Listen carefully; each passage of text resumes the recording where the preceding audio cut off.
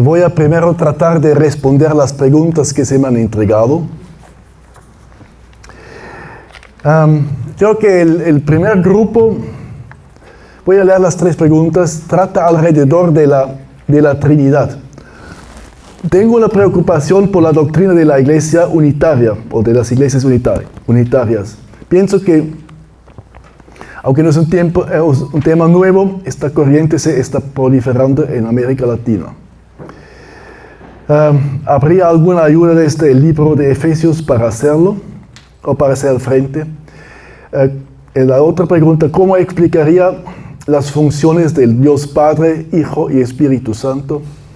Y ¿debemos ser cristocéntricos o trinitarios? Bueno, alguien me dijo que las iglesias unitarias son probablemente esas iglesias que dicen solo Jesús. No sé si es la pregunta, pero voy a responder más o menos a esto. Bueno,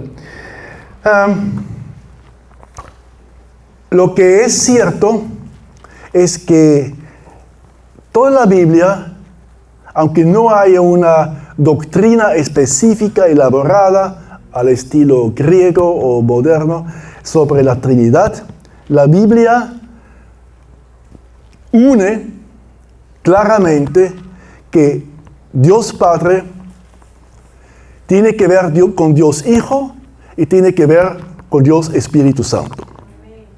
Quiere decir, ¿y cuál es la idea? No es para que creamos algo misterioso, algo raro, sino tenía un propósito bien claro. No se puede separar el Dios creador del Dios salvador, del Dios que nos acompaña hasta hoy. Entonces, Dios Padre, Jesucristo, Espíritu Santo. No se puede separar. No se puede solamente fijarse en Cristo para mi vida personal y olvidarse de Dios Padre que ha creado todo. Ya lo expliqué en mi exposición, ¿no? Tampoco no se puede simplemente fijar en Jesucristo y olvidarse que el Espíritu Santo sigue acompañándonos, ayudándonos, aconsejándonos en todo lo que necesitamos. Jesucristo no es un hecho histórico que ya pasó y ya no tiene que ver nada con nosotros, sino por el Espíritu Santo siempre se nos aplica hasta hoy. Entonces, esto es bien claro. No se puede separar las 3 personas, si queremos decirlo así, sino van juntos. ¿Cómo exactamente van juntos? Quisiéramos a veces saberlo, ¿no? Hubo muchos debates, ¿no? Los que han estudiado teología saben que los griegos se expulsaron, bueno, las iglesias en el ámbito que se expulsaron, se condenaron por esta cuestión. Pero esa no es la idea. La idea es muy simple, es los 3 que pertenecen juntos el uno al otro, no se puede separar. Y por eso, si una iglesia dice solamente Jesús, es un buen intento, se puede entender la idea, pero en sí, eso no es lo que la Biblia enseña. La Biblia enseña que es Dios Padre, es Dios Hijo, y es Dios Espíritu Santo. Y no solamente uno de los 3. La pregunta, y Dios Padre es el Creador, el Hijo es el Salvador, y el Espíritu Santo es el que nos acompaña. Ahora la pregunta es si tenemos que ser cristocéntricos o trinitarios. Depende con qué comparamos, ¿no? Si comparamos cristocéntrico con otros centros, más antropocéntrico, por ejemplo, bueno, fijado en el hombre, entonces sí tenemos que ser cristocéntrico. Pero si otra vez la pregunta es simplemente Cristo o los 3, en sí igual no podemos separar Cristo de Dios Padre y no podemos separar Cristo de Dios Espíritu Santo. Entonces, los 3 van juntos. Eso es lo que queda bien claro en la Biblia, ¿no? De diferentes citas bíblicas, historias. Empieza en el Antiguo Testamento y termina en el Nuevo Testamento. Entonces, no puedo contestar cristocéntricos o trinitarios porque depende del punto de vista con que se compara. Ahora, otro. También son 2 preguntas que tocan más o menos el mismo tema. ¿Qué significa perder el primer amor? Es la conclusión, seguir a otros dioses. O la otra pregunta, si somos adoptados y herederos de qué es la relación con Apocalipsis 2:5, ya, donde Dios dice, quitaré tu candelero de su lugar. Bueno, mayormente la idea, tal como lo capto, es si podemos perder nuestra salvación o no. Ahora, miren, esa es una pregunta que en sí, con bases bíblicos, se puede responder sí o sí. Depende de la posición propia. En ambos casos es un tipo de especulación, porque son indirectas las indicaciones que la Biblia da. Pero lo que es cierto, el enfoque no debería ser si puedo perder la salvación o no, sino el enfoque debería ser, ¿quiero acercarme a Dios más y más o no? Esa es la pregunta que nos debe conmover. No si pierdo la salvación. No. Yo sé, yo también he pasado por esas cuestiones como adolescente, ¿no? Si voy a perder mi salvación, no voy a perder, si soy salvo, ¿qué pasa si puedo perderlo otra vez? Hasta aprender que, no, eso no es la idea. La idea es, ¿quiero seguir a Dios y ser cada vez más fiel a Él o no lo quiero? Porque si quiero ser fiel a Dios, Dios es fiel y no nos va a dejar. Podemos constatar muchas cosas desde afuera, ¿no? Con esa persona puede cometer errores, puede cometer pecados, pero Dios es fiel y Él ve el corazón.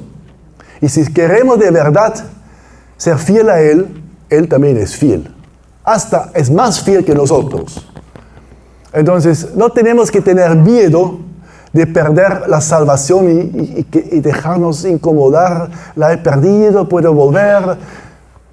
Es que la preocupación nuestra debe ser, quiero seguir a Dios, quiero seguir a Jesucristo cada vez más, quiero aprender más.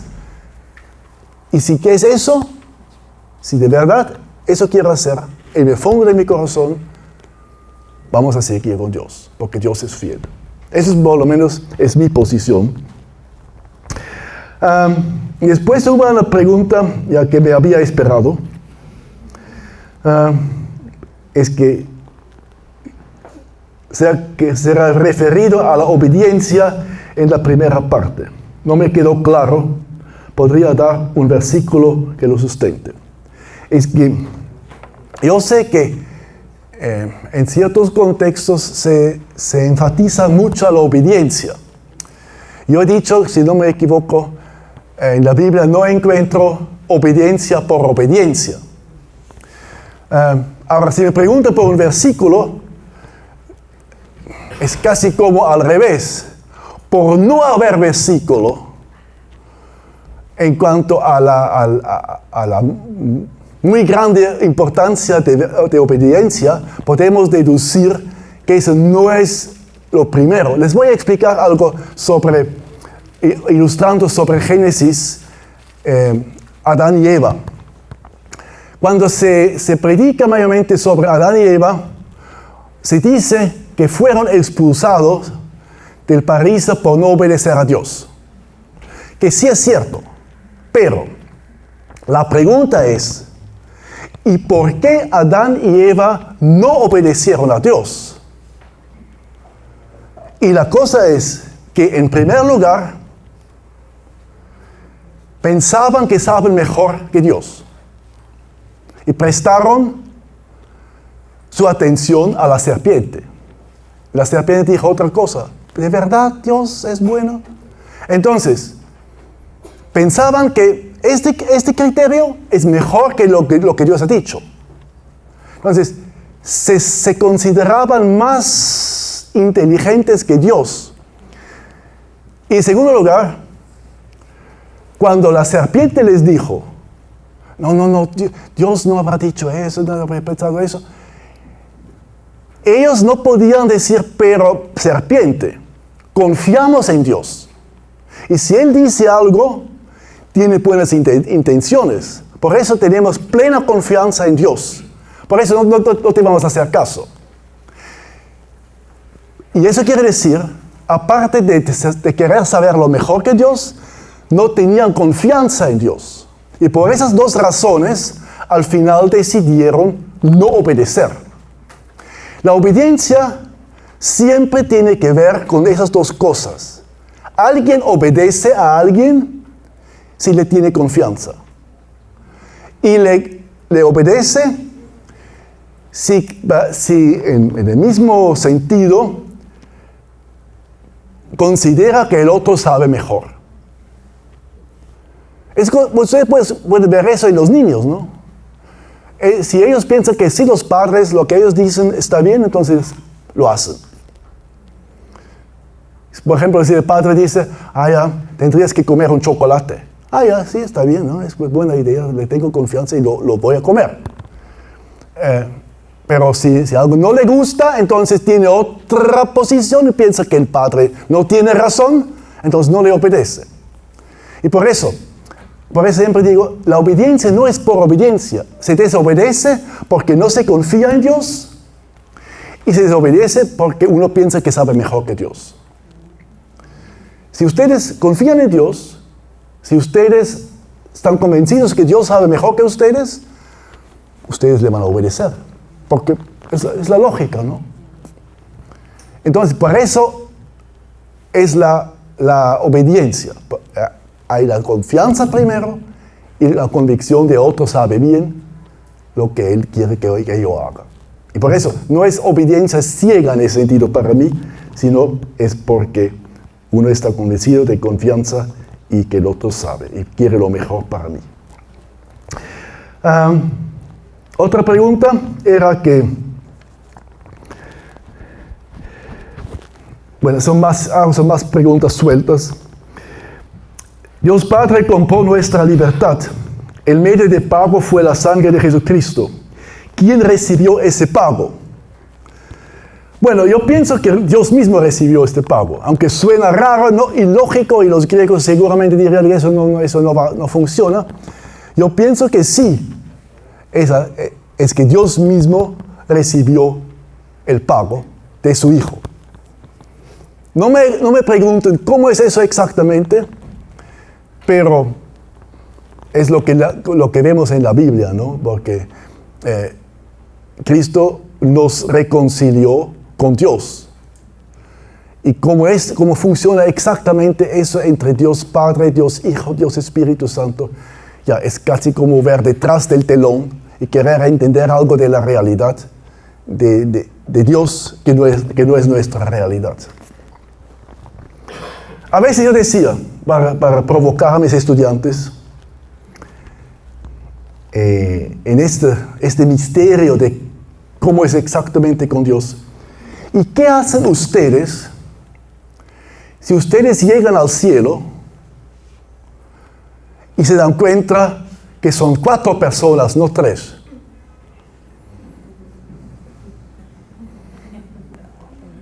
Van a dar la vuelta y decir, acá no pertenezco.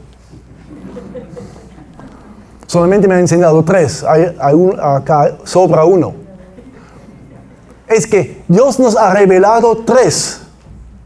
Eso es lo importante para nosotros. Eso es suficiente para nuestra salvación. Eso es suficiente para nuestro vivir con Dios. Si hay uno más en el cielo, bueno, no es un problema, simplemente que no tenía nada que ver con nuestra vida acá. Entonces, yo me quedaría en el cielo. Entonces, yo pienso que eso es un misterio de hablar sobre la realidad de Dios. ¿Por qué los pastores ven como un comercio el ser influencer y perderemos muchas veces la comunión personal con Dios? En las iglesias los domingos es virtual y que no llevan Biblia, etc. Ay, hermanos, también los pastores son falibles, pueden ser seducidos y tentados. No sé decir mucho sobre esta pregunta porque cualquier puede ser tentado por una cosa. Pero la idea no es ser influencer, en el sentido de ganarse dinero y fama y todo eso, sino es simplemente servir a Dios. Penúltima pregunta, en cuanto a las redes sociales, quería una explicación más como yo lo veo. Bueno, miren, en primer lugar, lo que dije sobre Internet, redes sociales, ChatGPT, inteligencia artificial, lo único que quería subrayar es que sean cuidadosos y evalúen. No quiero decir que no lo usen, no digo que está prohibido, simplemente que no lo tomen simplemente como algo divino. Tiene sus partes que sirven mucho, pero también tiene sus partes que son difíciles, que son peligrosos y que van a ser más difíciles en el futuro. Lo que vivimos ahora todavía no es el final de lo que va a venir. Y si la iglesia no es cuidadosa, no presta atención a lo que pasa, fácilmente pueden ser seducidos. Entonces, es lo único que quería decir. Estén atentos, sigan con cuidado lo que está pasando y evalúen para cada uno personalmente qué es lo que Dios quiere en ese sentido y lo que Dios no quiere. Y la última pregunta. ¿Qué preguntas podría hacerme para evaluar si algún hábito, una idea, una filosofía está desplazando mi alabanza a Dios? Miren, yo pienso que Dios es muy bueno. Que Dios ha hecho, como les traté de explicar en la primera parte, que Dios quiere lo mejor para nosotros, de verdad nos ama, tal vez nos ama más que nosotros mismos nos amamos, y quiere lo mejor para nosotros. De modo que, si yo digo a Dios, mira Dios, evalúame, hazme ver si algo anda mal, Él lo va a hacer. Y si en ese momento no les dice nada, tranquilo, Él se le va a decir en su momento cuando es necesario.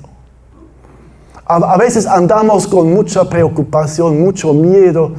Ay, si he fallado, tal vez eso no está bien, tal vez esto.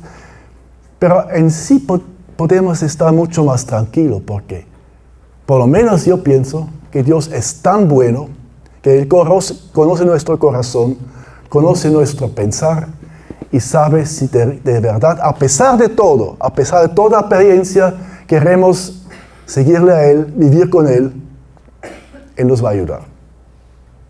Y podemos perder algo de este miedo de que tal vez algo anda mal conmigo y con Dios. Yo pienso que podemos estar tranquilos. Muy bien. Ahora voy a seguir con el último tema. Ahora, el último tema es la iglesia. Algunos dicen que el tema de la iglesia es el punto culminante de vivir con Dios. Porque obviamente nosotros somos individualistas a cierto punto, nos interesa nuestra persona, cómo nos va a nosotros, nuestra relación con Dios, que lo aceptamos fácilmente que Cristo murió por nosotros.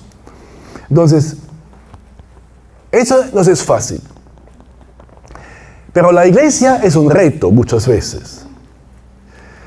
Porque en las iglesias me encuentro con otras personas, y ustedes seguramente lo han experimentado igual como yo, que piensan diferente, que actúan diferente, que tienen opiniones diferentes.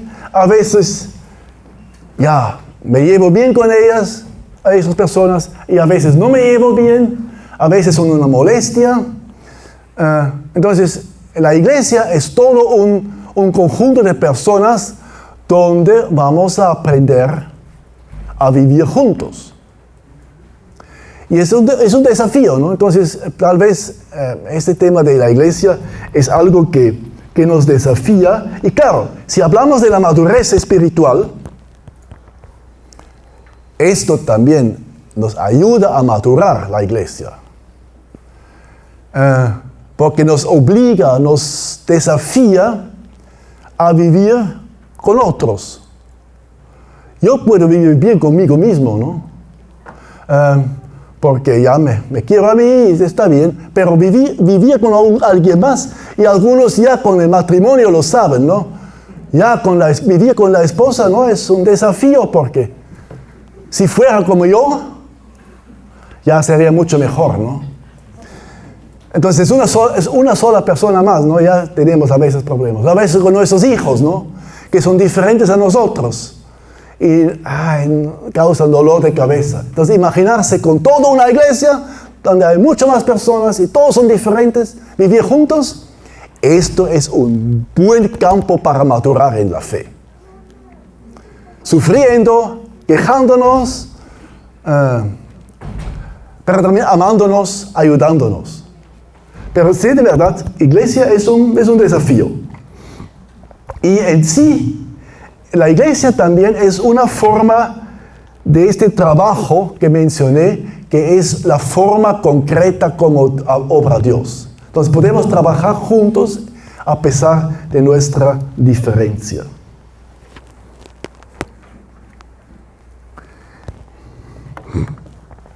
Ahora, si leemos Efesios 4 y adelante, el tono que Pablo usa, no voy a leer los pasajes porque toma mucho tiempo, pero si ustedes en casa quieren leerlo, se dan cuenta que estos pasajes de 4 adelante son lo que se puede llamar paraclético.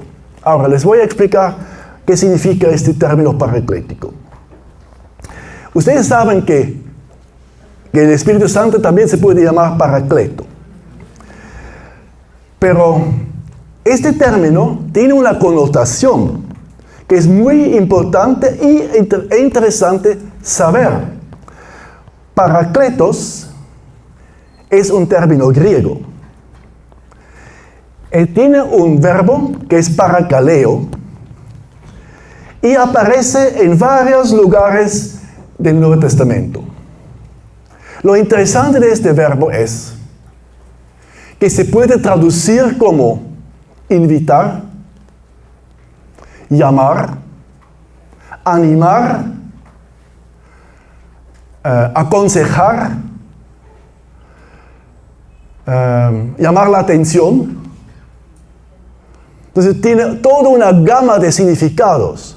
Por eso es bastante difícil traducirlo bien, este verbo, al querer traducir del texto griego al castellano o al alemán o al inglés. Porque, imagínense, significa animar.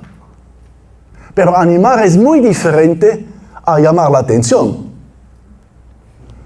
¿No? Me imagino que es así, ¿no? Y también es muy diferente a simplemente invitar. Pero parakaleo significa todo eso. Al estudiar el término llegué a la conclusión, tal vez la mejor explicación de parakaleo o paraclético es: ven a mi lado, te voy a ayudar, ven acá. Entonces es como una invitación, ven acá, te voy a ayudar. A veces la ayuda consiste en animar, no siga adelante, no te dejes, vamos. A veces consiste en llamar la atención, has hecho mal, mira, así no funciona, así no puedes hacer. Pero la mira siempre es la misma. Yo quiero ayudar a la otra persona para que quede en el camino, para que vaya adelante, para que vaya bien. Hay varias formas de tener que hacerlo, a las buenas y a las malas. Pero la idea es la misma. Por eso, si digo que este pasaje es más paraclético, si el Espíritu Santo es el paracleto, lo que se quiere decir que el Espíritu Santo está a nuestro lado y nos quiere ayudar. A veces nos anima, a veces nos corrige, a veces hasta nos llama la atención y a veces simplemente nos mantiene tranquilo para que vayamos. Pero la idea del Espíritu Santo siempre es la misma. Quiere que sigamos adelante con Dios. Y si ese texto es paraclético, quiere decir que es un texto de 4 a 6, tranquilo, con la idea de que se nos ayude a seguir adelante. Prácticamente es como un consejero a nuestro lado. No obliga, no usa fuerza, sino es suave. Bueno, podemos tal vez compararlo con dos otras actitudes que son más reconocidas mayormente en la iglesia. Uno es lo que yo diría es la actitud de Dios Padre, que es como la prédica. Se habla y se dice lo que debe hacer, entonces es muy importante la instrucción en el sentido de autoridad. Entonces se pone autoridad y se explica bien, eso es la palabra de autoridad que se predica. Y la otra es la enseñanza. Más tal vez como Jesús lo hizo, más lo que vemos en los evangelios con los mandatos. Esas son dos formas que nosotros sí apreciamos mucho, la prédica y la enseñanza. A veces no apreciamos tanto el trabajo tan sencillo de acompañar a alguien, porque no llama la atención, ¿no? Y no es nada extraordinario que resalta, sino es simplemente acompañar a alguien.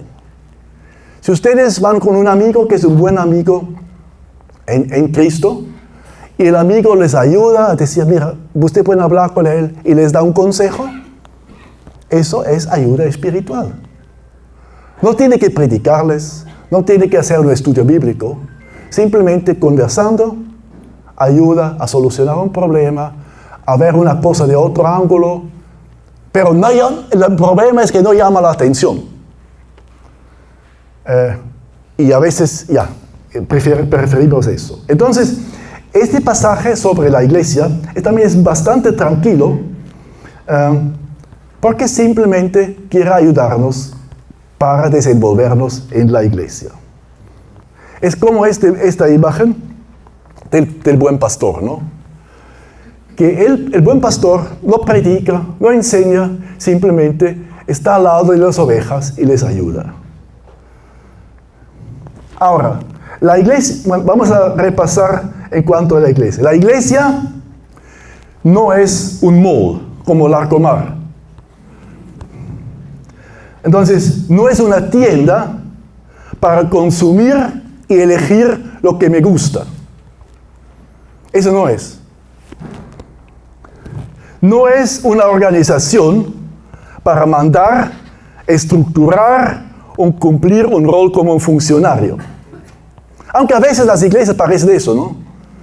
A veces parecen un mall donde yo puedo elegir lo que me gusta, el resto ya no me gusta. A veces parece una organización donde se manda y se cumple funciones nada más.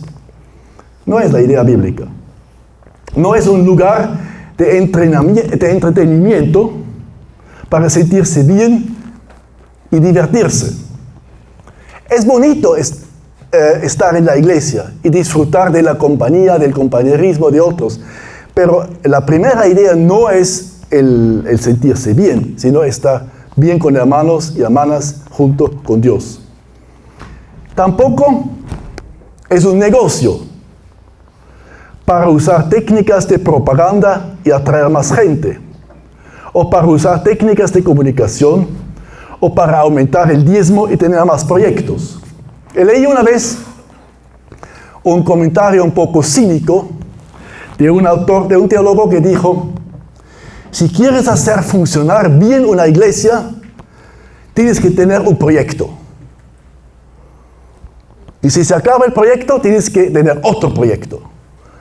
Así la gente se va a entusiasmar y van a estar contigo. Pero lo dijo en tono cínico, porque eso no es la idea de la Biblia. La iglesia no está para tener proyectos y para que todos sigan por este proyecto, sino, vamos a ver ahora, la iglesia es un cuerpo. Y ustedes lo saben, ¿no? Porque lo han leído en la Biblia, en 1 Corintios 12. Es el cuerpo visible de Cristo. Voy a leer Efesios 2:15.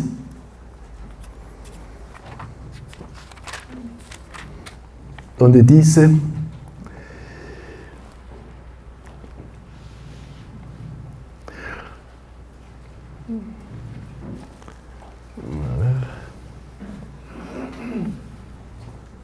ya, pues Cristo mismo, no, eso no es, eso no, 2:15.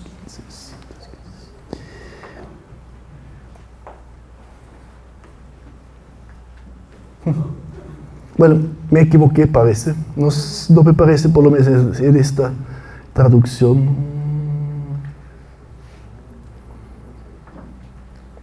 Ya, acá dice otra cosa. Entonces, pero es que es un cuerpo. Y lo ven, como lo dije, en Corintios estuvo así. Entonces, si es un cuerpo, ustedes mismos en esta imagen lo ven, es que en el cuerpo todo está unido. El ojo está unido tanto al cuerpo como un dedo. Una célula en el cerebro está igual unida como un hueso. Y si ustedes saben, ¿no? Cuando algo anda mal en el cuerpo, todo el cuerpo sufre. Entonces, más es un organismo, y en ese sentido es personal, más que un mole o una organización o una estructura. Lo interesante es que si comparamos Lucas 1 y 2 con Hechos 1 y 2, que es un cuerpo débil, porque en Lucas 1 y 2, la Virgen María, que es una joven débil, recibe a Dios en su cuerpo. Entonces, y todo lo que la historia de Navidad cuenta es que estuvo en un establo, estuvo en un pueblito, los primeros que vinieron eran los pastores. Es algo muy, muy débil, ¿no? Si vamos a Hechos 1 y 2, también nos damos cuenta que los primeros discípulos, después de la salida de Jesucristo, estuvieron con miedo. Tenían miedo de que van a ser perseguidos, de que va a pasar de parte del Imperio Romano, de parte de los judíos. Entonces, Dios desciende, pero desciende sin poder. Desciende vulnerable y sin importancia delante del mundo. Como dice 1 Corintios, eso sí voy a leer, capítulo 1, los versos 26 a 29, recuerdan, amados hermanos, que pocos de ustedes eran sabios a los ojos del mundo, o poderosos o ricos, cuando Dios los llamó. En cambio, Dios eligió lo que el mundo considera ridículo para avergonzar a los que se creen sabios. Y escogió cosas que no tienen poder para avergonzar a los poderosos. Quiere decir, la iglesia es débil, es cojo, a veces abusado, a veces hasta neurótica, ¿no? Y para tal vez entender mejor cómo podría haber sido, les puedo explicar, Dios en su poder podría haber hecho que la iglesia sería muy, muy poderosa y llamativo, porque Él es un Dios poderoso. Podría haber dado a los apóstoles el don de predicar bien bonito ante los ojos de los griegos y los romanos. Podría haber dado mucha creatividad para organizar sus campañas de apóstoles. Podría haber elegido la élite de inteligencia, los más instruidos. ¿Y qué hizo? Escogió a los pobres, a los que no tenían mucha preparación, a los que no llamaban la atención. Y es con la iglesia igual. Y no sé si ustedes sienten lo mismo que a veces yo siento, ¿no? Es la tentación de decir, pero también quiero ser algo importante, ¿no? También en la sociedad tenemos que llamar la atención, ¿no? Tenemos que ser considerados, tenemos que tener nuestro lugar como evangélicos, ¿no? Y no solamente los católicos o los otros, no, nosotros también tenemos que tener una postura, ¿no? Y tiene que reconocerlos. Queremos ser importantes. Bueno, yo por lo menos siento a veces en mí mismo, ¿no? Que ese deseo de no simplemente ser algo sencillo, algo débil, algo que no juega un papel importante ni en la educación académica, ni en el poder político, ni en la clase empresarial. Simplemente ser un ser humano común y corriente, ¿no? Entonces, pero Dios podría haberlo hecho, solamente que decidió no hacerlo.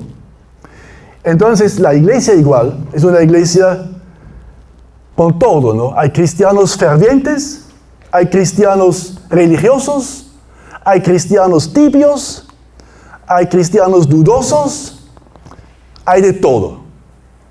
Pero lo que les une es Dios. Y Dios que ama a todos y quiere que sigan adelante a pesar de todo. Entonces dice el texto, lo voy a leer en Efesios 4. En cambio, hablaremos la verdad con amor y así creceremos en todo sentido hasta parecernos más y más a Cristo, quien es la cabeza de su cuerpo, que es la iglesia.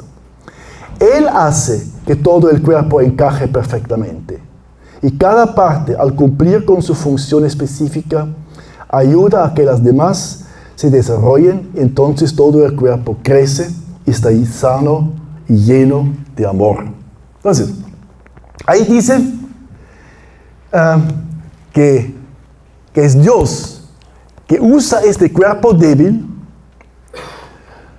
para que crezca y cumpla las funciones que tiene que cumplir. Mi pregunta es, para que la iglesia sea misionera, ¿qué tiene que hacer? Les voy a dejar 1 o 2 minutos, voy también a hablar entre ustedes. Para que una iglesia sea misionera, ¿qué tiene que hacer? ¿Qué piensan? Ya que es débil, que ya no es importante, ¿qué tiene que hacer?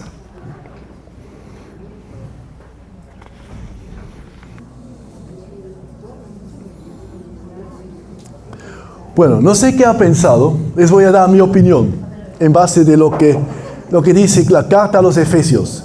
Tal vez han pensado en que tiene que juntar fondos. Tal vez han pensado que tiene que tener un sermón fuerte a los paganos, a los no convertidos, que tiene que llamarles la atención. Tal vez han pensado que tiene que enviar misioneros a otros campos. Tal como yo entiendo Efesios, y no voy a leer el texto porque es muy amplio, ustedes pueden leerlo después en casa, del capítulo 2 al 3. Creo que hay una medida mucho más sencilla. La iglesia podría ser muy misionera, y se van a tal vez sorprender, es si se mantiene la unidad en amor. Porque me imagino cuán atractivo sería un grupo donde la gente que rodea este grupo ve entre ellos, se ayudan, se aman, se preocupan uno por el otro, tratan de mantener la paz a pesar de las dificultades y de las diferencias. estoy convencido que esto sería muy, muy atractivo para la gente del mundo. Y a veces me da tristeza, me da pena cuando escucho o veo iglesias donde se pelean. Se pelea el pastor con otro pastor, se pelea el consistorio con el pastor, se pelea el consistorio con el consistorio, porque me hace sentir como si diéramos mal testimonio y dejaríamos esta invitación a la gente. Miran, si buscan un lugar donde hay paz, si buscan un lugar donde se preocupan por sus necesidades, donde se preocupan por sus preocupaciones, donde se aman, donde hacen todo lo posible para seguir adelante juntos, es muy atractivo. En un mundo que tiene todo el contrario. Por eso, pienso que la unidad es muy importante. Les voy a tratar de explicar, porque Pablo también lo hace en Efesios 2 y 3, sobre un ejemplo que es muy evidente en Hechos, pero interesantemente muchas veces también es olvidado. Ustedes se acuerdan que Pablo fue a su primer viaje misionero. Él es judío. Hasta su tiempo, todos los creyentes son judíos. Todos los apóstoles son judíos. Los 120 en Jerusalén que se reunían en el aposento alto son judíos. Ahora Pablo va a su primer viaje misionero. Y como era su costumbre, entra donde están los judíos, en la sinagoga. Lo cuestionan, lo rechazan, pero lo aceptan paganos, no judíos. Y se convierten a Cristo. Entonces tiene una congregación en diferentes lugares de gente que no son judíos. Ahora regresa a Jerusalén después de su primer viaje. Llega a Antioquía y algunos judíos de Judea, de Jerusalén, vienen a Antioquía y reclaman que todos los que se habían convertido, que no eran judíos, tienen que circuncidarse. Tienen que hacerse judíos. Entonces ya hay un debate, ya hay una crisis. ¿Qué hace Pablo? Pablo viaja a Jerusalén y trata el asunto con los apóstoles. Dice, miren, yo he ido a tal lugar, a tal lugar, a tal lugar, y gente que no es judía ha aceptado a Dios, ha aceptado a Jesucristo. Son creyentes. Tal vez no se imaginan lo impactante que era esa noticia para los de Jerusalén. ¿Cómo es posible eso? No va a eso. No son judíos, no pueden ser creyentes. No, eso es imposible. Mira, alrededor de nosotros, todos somos judíos. Tú también eres judío. ¿Cómo vas a invitar a alguien que no es judío para que sea creyente? Tiene que ser judío. Es lo lógico. Entonces, Pedro se levanta y dice algo, pero tenemos que saber qué ha experimentado Pedro antes. Y no sé si se acuerdan de Hechos 10, donde Pedro está en el techo, tiene hambre y tiene una visión. Y Dios le dice, tienes que comer esos animales. Dice, no voy a comer esos animales. Eso no se come, yo soy judío. Esos animales no puedo comer. Viene otra vez la visión. Con los mismos animales, tienes que comerlos. No. Esa es una horrible tentación que se me está presentando en la visión, ¿no? No voy a comer, voy a resistir a esa tentación. Y pasa 3 veces. Y seguramente Dios ha obrado en este momento en Pedro, porque después toca la puerta y está en su casa Cornelio, que no es judío. Y Pedro va con Cornelio. Y eso prepara a Pedro para este momento cuando regresa Pablo. Y Pedro puede decir a todos los judíos que estaban en contra de que los no judíos pueden ser que miren, me ha pasado eso, ¿no? Dios me ha mandado una visión con esos animales sucios, ¿no? Que no puedo comer. 3 veces, ¿no? Y después estuvo Cornelio, tocó la puerta. Y me he ido con él. Tengo que reconocer que Dios me ha hablado, ¿no? Y que sí, aunque me cuesta creerlo, tenemos que abrir la puerta también a los no judíos. Bueno, ha sido un momento decisivo para la iglesia. Porque miren, si no hubieran tomado la decisión que después tomaron, nosotros todos seríamos judíos,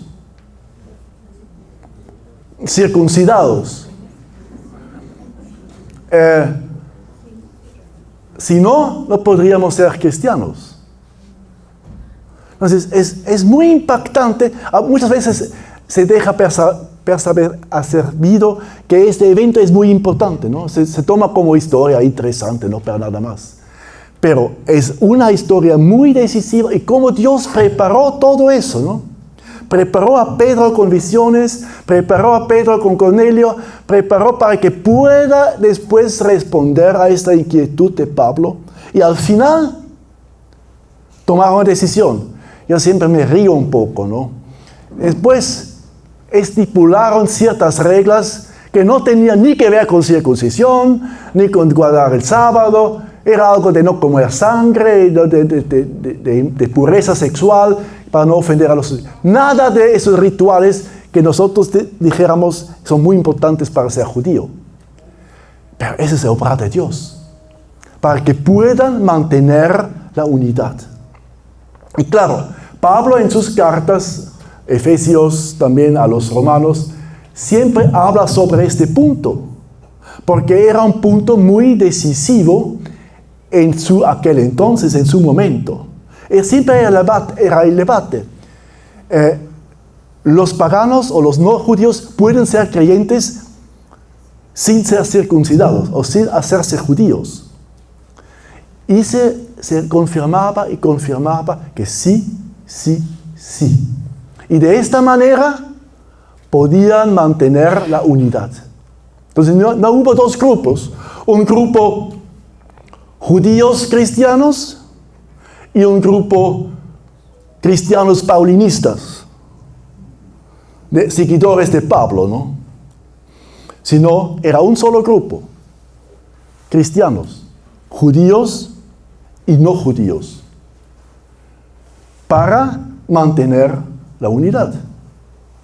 Y así mantenían la unidad. Para mí, honestamente, es un milagro lo que Dios obró. Como Dios obró en Pedro y que Pedro lo aceptó y obedeció o tenía esta comprensión de que Dios quiere de él y como pilar de la comunidad en Jerusalén podía ayudar cuando Pablo apareció. Entonces, es un primer ejemplo, y ustedes van a encontrar, si ustedes leen los capítulos 2 y 3 de Efesios en casa, que para Pablo es una ilustración como Dios quiere que mantengamos la unidad. Después, eso es lo que yo llamaría la unidad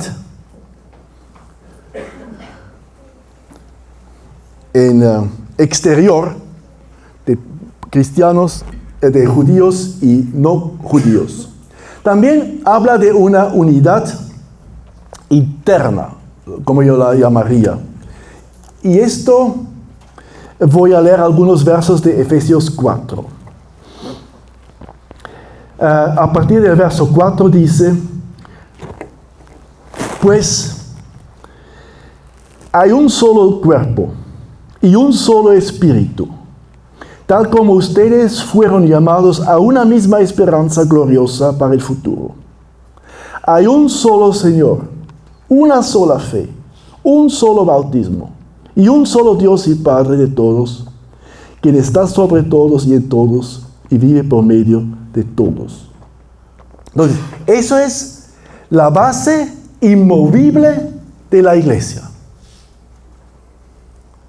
Esto no se puede cambiar. Un solo cuerpo, un solo espíritu, una sola esperanza, un solo Señor, una sola fe, un solo bautismo, un solo Dios y Padre. Por eso, cuando daba las respuestas antes en cuanto a la Trinidad, es uno solo. Y no podemos decir, yo solamente soy seguidor del Espíritu Santo, yo soy seguidor de Jesucristo, yo soy seguidor de Dios Padre. No, es uno solo y eso no podemos cambiar. Y a eso también tenemos que fijarnos. Ahora sigue Pablo en el verso 11. Ahora bien, Cristo dio los siguientes dones a la iglesia: los apóstoles, los profetas, los evangelistas y los pastores y maestros.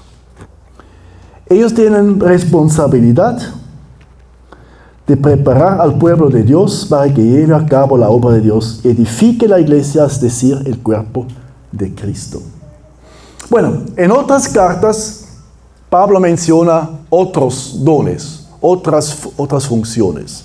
También menciona a los que sirven, los que administran, palabra de sabiduría, fe, sanidades, hablar en lenguas, hacer milagros, exhortación, repartir. Entonces, lo que él menciona acá es solamente un ejemplo, una ilustración. No es exhaustivo, se puede añadir más cosas. Pero lo que queda bien claro es que, ¿cuál es el propósito?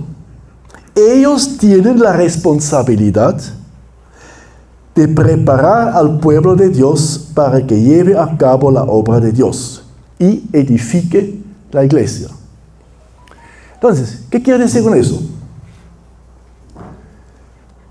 Los que tienen ciertas responsabilidades, en este caso apóstoles, profetas, evangelistas, pastores, maestros, no tienen esas responsabilidades para jactarse, para sentirse importantes, para considerarse como algo especial, sino simplemente Dios los ha puesto para que ayuden,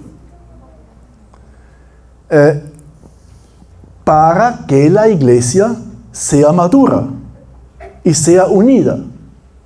Entonces, ese es el propósito.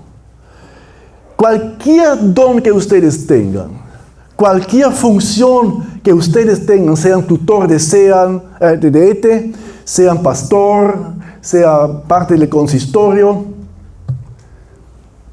no tiene ningún sentido si no es para edificar al pueblo de Dios.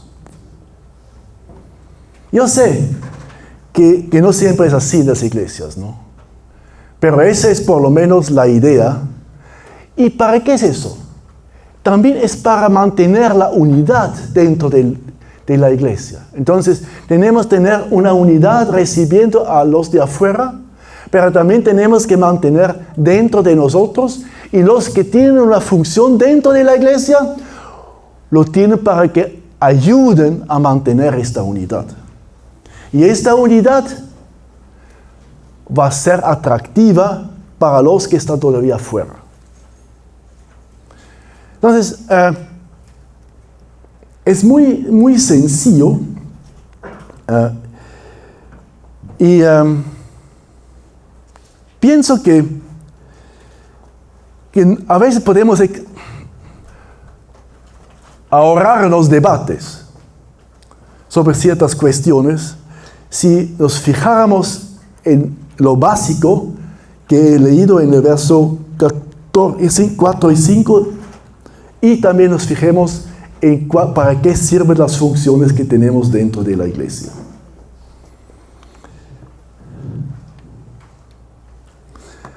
Antes de terminar mi última parte, quiero que reflexionen un rato sobre esta pregunta, porque voy a terminar después sobre un comentario de Sean desde mi punto de vista personal. Pero entonces, estoy en tiempo para que reflexionen. ¿Qué llevan a casa de esta conferencia?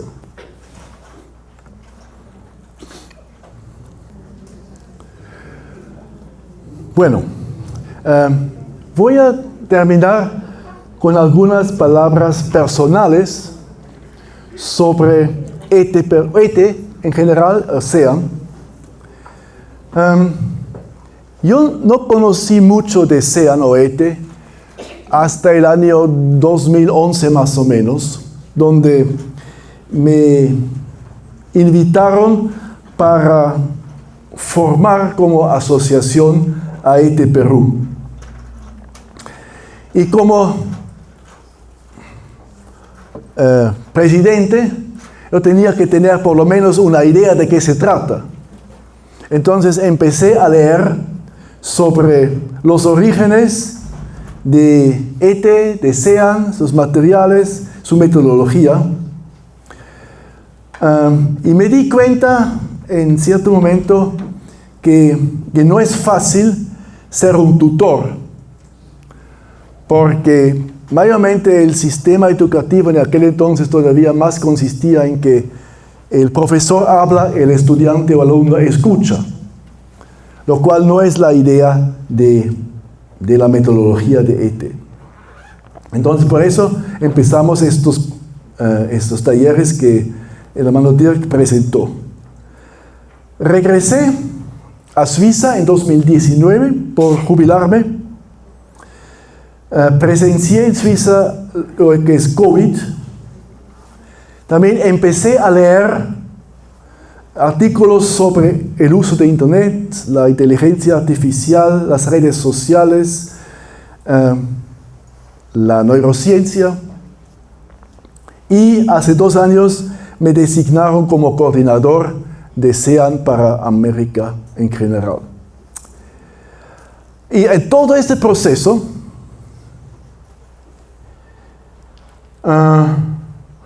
me di cuenta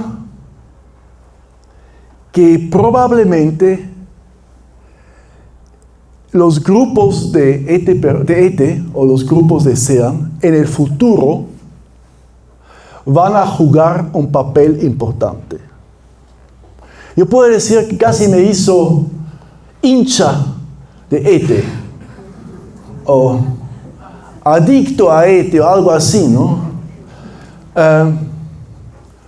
Porque por estudiar todo eso me di cuenta, wow, si veo lo que está pasando en el mundo, si veo lo que está pasando hasta en las iglesias, entonces probablemente en el futuro son esos grupos pequeños, tipo ETE, donde se estudia la Biblia, lo que estudia cuestiones de la iglesia, donde hay encuentros personales que al fin y al cabo van a ayudar a que la iglesia sobreviva.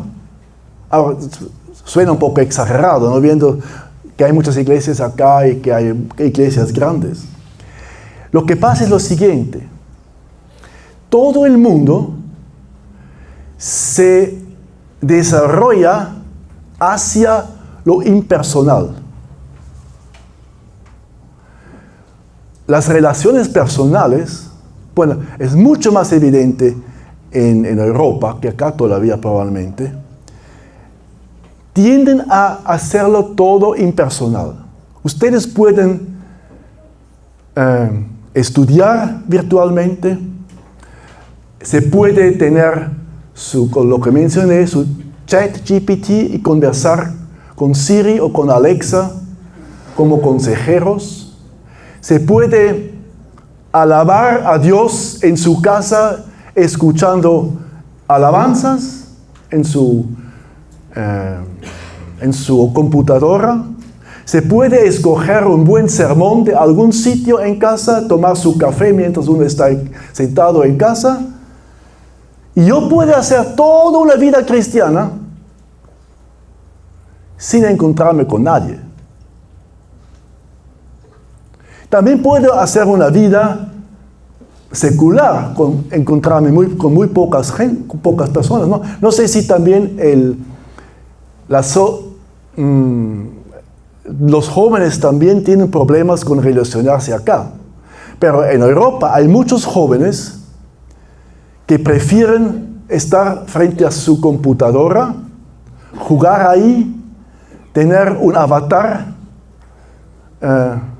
en vez de su personalidad, vivir en un mundo cibernáutico, virtual, y lo que están tratando de crear cada vez más los Facebook y todo lo que tiene esos medios es crear un mundo completamente virtual para que ya no tengo que verme con otras personas. Entonces, pero el ser humano es un ser relacional. Y al perder todo eso, va a perder algo de su humanidad. Y lo va a buscar, lo va a querer tener. Entonces, ¿dónde lo encuentra? Otro punto, que ya que mencioné. Si ustedes ya casi no pueden crear nada, o tomar toda información con cuidado, ¿dónde van a poder abrirse y saber que lo que escuchan es verdad? Como dijo la hermano Tirk en un momento, ¿no? Ahora me escucho, yo no soy robot, ¿no? Así pueden darse cuenta que sí, yo existo, ¿no? Entonces, ¿cómo pueden verificar que lo que escuchan es verdad? En grupos pequeños. Ahí pueden interactuar, ahí pueden verse, ahí pueden comer juntos, ahí pueden incluso abrazarse, ahí pueden lograr llorar juntos, reírse juntos. Pero el mundo va a perder poco a poco estas cosas. Porque esa es la idea de los que están detrás de lo virtual. Entonces, yo pienso que sería muy bonito que esos grupos pequeños con un tutor sigan adelante, se multipliquen. No hablo de negocios o algo así para tener más ingresos en Haití, Perú, ¿no? Eso no me interesa para nada. Lo que me preocupa es el mundo, y es la iglesia. Y es que necesitamos mantener nuestra humanidad, nuestro aspecto relacional que tenemos. Y pienso por eso que es un lugar, esos grupos pequeños, con poca gente, donde me puedo abrir, donde otros se abren, donde podemos intercambiar ideas. Pero para eso se necesita un tutor que no predique, sino que sepa hacer preguntas, que sepa involucrar a otros, que sepa crear un compartir de vida en diferentes maneras. Por eso soy muy entusiasta de este material de SEAN y espero que siga adelante. Es un lugar donde les he puesto algunas fotos que hemos tomado de diferentes lugares de capacitaciones. Es un lugar donde se conocen. Es un lugar donde se pueden abrir.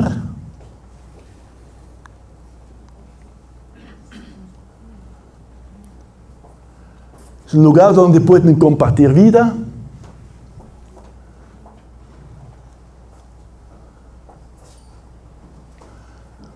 Un lugar donde se construyen relaciones.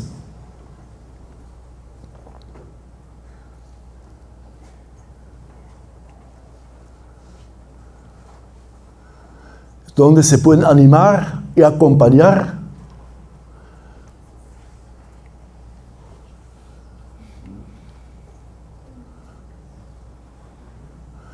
Y esto es una foto de Cuba, donde hemos estado últimamente, también para que conozcan el material de SEAN y lo usen. Ahí tiene una ventaja, porque ahí casi todas las iglesias son iglesias de casa, por la situación política, ¿no? Pero pueden ejercerlo libremente, pero son muy agradecidos por este material de SEAN, que van a empezar a usarlo, Dios mediante, a partir de septiembre. Ya, hermanos, con eso termino. Les agradezco por su atención, por su invitación, y les deseo las más ricas bendiciones de parte de Dios.